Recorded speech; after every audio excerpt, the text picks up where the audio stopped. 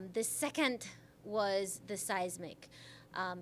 What it is that there is a large initiative called Gigante, and you can look up on TGS's website.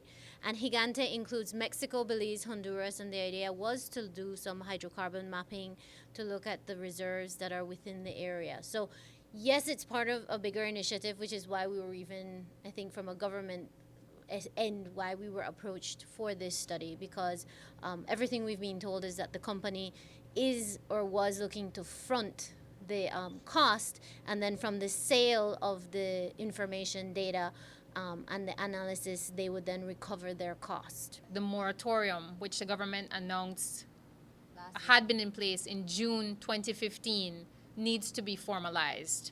There needs to be a piece of legislation that says there is a moratorium in place for the waters of Belize, and here are the conditions under which that moratorium can be lifted.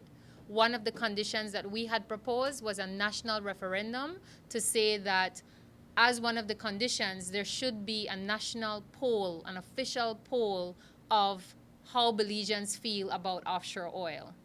The second piece of legislation, as per another press release, another announcement, was the one that the government made December 1st, 2015, which says that there was a permanent ban along the Belize Barrier Reef and around the marine protected areas, around the World Heritage Sites, around the atolls, with a buffer along its side. That is still as far as it got. A letter confirming what was announced in a press release, but there is no legislation.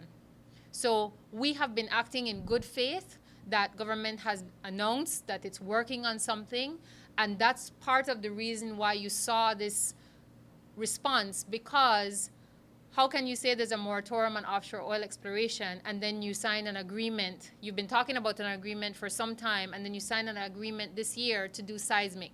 Let's be very clear. Seismic is data that only offshore oil companies would be using. Seismic done offshore, that means an offshore oil exploration activity. And with that data sale, who's buying seismic offshore data? Companies interested in doing offshore oil exploration. And that is, to their credit, the big picture that tourism stakeholders, that fishing stakeholders immediately realized. So they were not focused on whether seismic is good, bad, or in between. They were focused on the fact that seismic means oil. And that this means that we're looking to make a seismic shift from an eco-friendly, eco-based product to offshore oil.